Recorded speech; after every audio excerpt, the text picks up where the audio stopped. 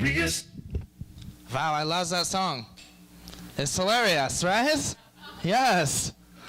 Oh man, you guys, I feel good. How's you feel? You feel good? Yeah. Me too.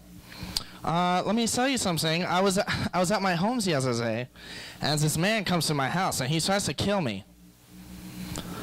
And my goons gets him. So I say to him, now I have to torture you. And we tie him up on this hair, and I say, okay, who sent you, my friend? And then I rub soap in his eyes. Yes, it burns, huh? That burns. This is not fun, huh? No, you don't love that like I love the letter Z. You don't want to talk? Okay. And then I jerk him off with conditioner. Yes, this burns, huh? Yes. It says tears free, but they have clearly never jerked off with this before. He told me everything.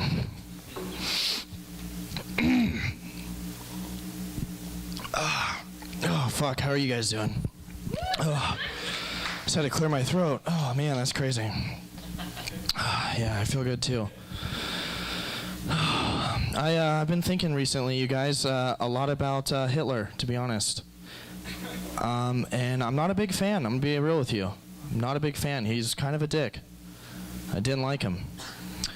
I have a feeling like I'm pretty sure that Hitler had horrible relationship problems. Am I right?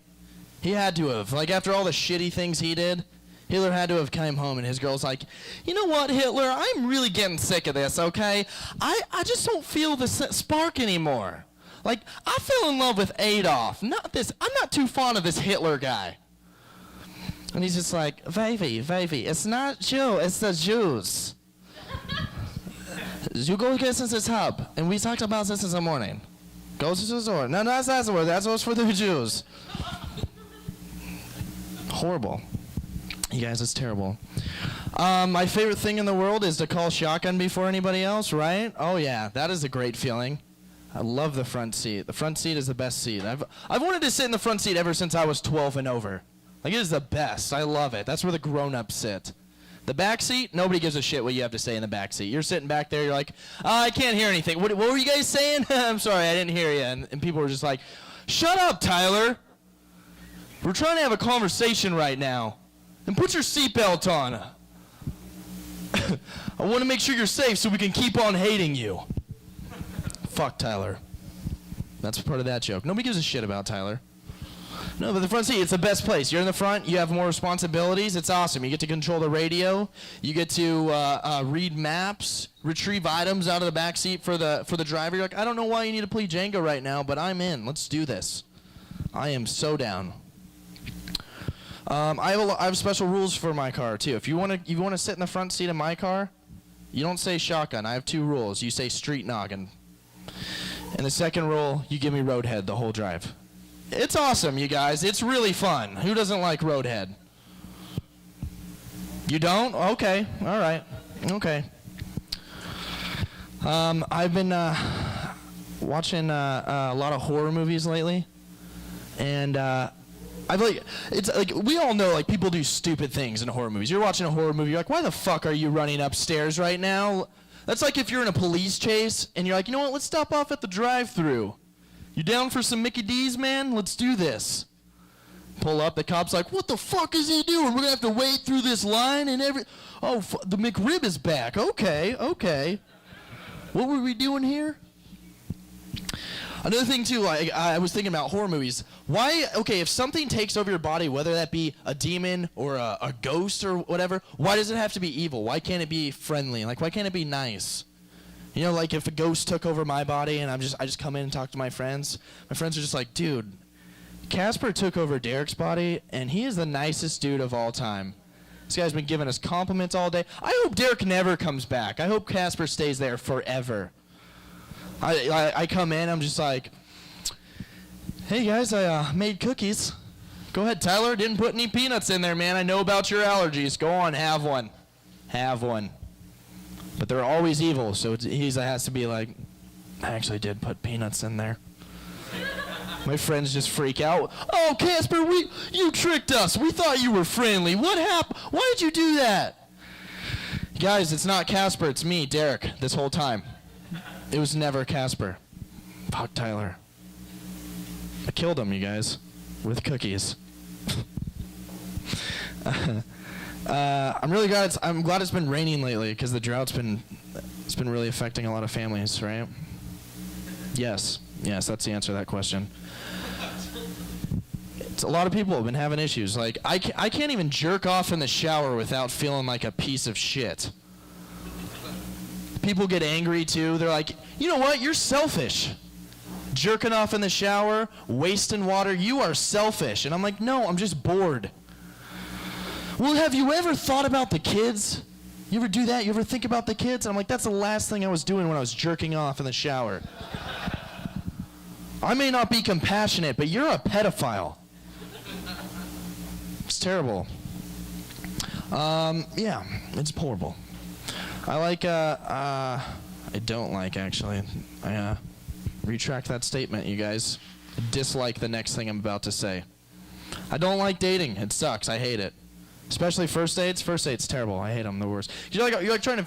The whole point of going on a first date is like to get to know somebody, right? You have to like ask stupid questions. You gotta find out, are you a serial killer? Are you not a serial killer? I kind of need to know. You gotta ask those things. It's like everybody's got skeletons in their closet, but you don't want to find out 6 months later that theirs are real. You're like, I didn't sign up for that. Double dates are even worse. I hate double dates even more. Double dates are the shittiest thing, especially for guys, because we always try to one up our friends. Like your buddy opens the door for his girl, and your girl's like, "Oh, that is so sweet." You're like, "God damn it! Now I gotta one up this guy." Hold on, I got this. Come on, go. You waited too long, and the door closed. No, don't worry. It's fine. I don't like it. It sucks. Another thing too, like the point of going on a date is to get to know somebody, right? I think this is like the craziest thing. People always are like, yeah, let's go to the movies. Yeah, let's get to know each other at the movies. Like, yeah, you learn a lot about people at the movies. Just sitting there, like having a full-on conversation. Like, yeah, you know this part. Shut up. That's what I would do. I'd get pissed off if somebody talked to me in the movies. No, I think going out to eat, that's the best place to go. That is the best place. That's how you get a conversation. But I went on a date with this girl this one time, and she ordered a $50 plate. Yeah, I was like, what is this, the Last Supper? Jesus Christ. The waitress is like, what would you have? I was like, I'll have a side salad and a water. Fatty over here ordered enough for both of us. Don't look at me like that. We're at fucking Denny's right now, okay? It's like 10 slammers. Gonna be here all goddamn night. I found out later she just wanted to get to know me. Another thing I think, when we go out to eat, like, this is always, like, we always, like, eat modestly. Like, this always blows my mind. I don't understand this. Like, we'll go and we'll cover our mouths when we eat. Why do we do that? Cover our mouths. Like, don't look at me. I'm ugly when I chew. What? We're by ourselves and we're like, I don't give a fuck. I'm using my hands. Your roommate, like, walks in. He's like, dude, you're getting ice cream everywhere, man. But it freaks me out. Like, that really freaks me out when people do that when they cover their mouths. Because I always think, like, what if you pulled their hand away and there was, like, tentacles in their mouth? Just like, no first kisses tonight. No. When I brush my teeth, I gag. I'm not deep throating a tentacle. It's dangerous. I actually just got out of a relationship. So been dealing with that. It's been a lot of fun. Not really. Breakups suck. Breakups really suck. I'm like, after a breakup, you like can't stop seeing the other person like having sex with somebody else. It's the worst. Like, you always think about it. My friends tell me I'm gonna get a restraining order for that. But yeah, hopefully not. I got broken up over text. Yeah, that's like the most casual way you can get broken up with is over text. And I was like, I was wondering, was she playing Angry Birds when she broke up with me? Like, because that's kind of shitty. If she was, I'd be pissed. But no, I think like the only way you can get more casual than like over a text, you'd have to like send like a fucking bird delivery or something. Like put a note like in a talons of a falcon and just send them off. I'm just like going along my business and I just hear a falcon. I'm like, holy shit, it's a bird. catch it, look at the note. I'm like, is she fucking breaking up with me right now? I'm keeping this goddamn bird. Come on, Oliver. We're out of here. We are out of here. Fuck her. The one thing that's good about breakups though is like you get so many compliments. It's the one thing that's nice about it. It's definitely an ego boost. You're getting broken up with. You know what? You're a really great person. You're really funny. You're really good looking. It's like, God, man, I get more compliments during the breakup than I do throughout the whole relationship. Can we do that again? That would be fun. Can we? Is there somewhere I can sign up for that? That's interesting. Any pot smokers in here? I feel like 3/4 of the room was like, should I say something? Or, I don't know what to say. I don't have the energy, yeah. I like, that's the thing, like, that's cool about smoking pot. Sometimes you just get caught in your thoughts, you know? It's awesome. You're just sitting there and you're like, you have all these questions for yourself that you have to answer. Like, do I really believe that blind people believe in love at first sight? Sound? I fucked that up. But I think I do. I think I do, you guys. I really do. No, I live with my grandparents, and this just happened to me. It was the shittiest thing. My grandma found out I smoked weed, which is very uncomfortable when you live with her. Like having your grandma explain to you how marijuana is a bad thing. That's horrible. My grandma she's like, you know what? Come here, Derek. Come here. Okay, so I was going through your things, and I found a plant. I thought you had a green thumb, not a green lung. And I was like, Grandma, let me explain. She's like, we need to have a talk about this, mister. Okay? We need to talk about the dangers of marijuana. And I'm like, okay, yes. Let me just go smoke real quick. If we're going to do this, we're going to do it right. Because it was shitty. It was horrible. Having your grandma just... Here's the thing. This is what she says. She gets me and she goes, okay, listen, Derek. Marijuana ruins people's lives, okay? I had this friend in high school. He smoked weed. He lost like 20 pounds. Started losing his hair. He had cancer. And I was like, yeah, that was his medicine. He needed that. Grandma, oh, okay. Why'd this other friend? Ruined his life. He was a pot breather. He got hit by a bus. I'm like, Grandma, okay, here's the thing. If you honestly don't want somebody to smoke weed, this is all you have to say. Derek, marijuana ruins people's lives, okay? I had this friend. He got married. Had a couple kids. Yeah, I'm done with that shit. I ain't smoking that. Never, I'm done. Don't like it. I used to work at a gym, which was that's interesting. Working at a gym, having all the fit people coming in. Yeah, it's fun. I think the worst thing about that job though was my manager. Like, you ever work like retail or something? You have like or anywhere. You have like the shitty manager who thinks like he's a store manager, but he thinks that he is like the VP, the president of that place. Like he's like, I fucking made it. And yeah, this is how my manager was. Like he would call us into his office and like try to give us motivational speeches. He'd be like, "All right, gather around, team. Gather around. Just want to touch base on a few things. I just want to let you guys all know. I started out exactly right where you are, right where you're sitting. I used to be in your exact position. Look at me now. I can tell you what to do, and you have to do it. Think about it, guys." And you always have like one guy who's like super stoked too. He's like, yeah, fuck yeah, I'm on board. Hell yeah. This guy's the shit. This guy's like his sidekick. This guy, I fucking hated this guy. This guy was an asshole. He would like, here's the thing, he would always like, he did like this thing where he would finish all of his sentences. Like he wouldn't finish it, but he'd add something onto a sentence. Like, for instance, my manager he'd be like, Derek, man, outside of work, we should start hanging out, man. Go get a couple drinks, maybe go pick up some girls, you know what I mean? Like, get out of the office, you know? Get some casual stuff going on. Yeah, you know what I mean? You know what I mean? And his sidekick would pop up and be like, call us. Like, I know, like, and another thing, like, my manager always tried to, like, boost me up, but he was, like, inappropriate about it. Like, he'd try to, like, boost my confidence. Like, I would come in, and I walked into the room, and my manager goes, yo, there's Derek. Yeah, I walked behind him when he was at the urinal. Dick smelled like pussy. Yeah. And his sidekick was like, ew. Yucky.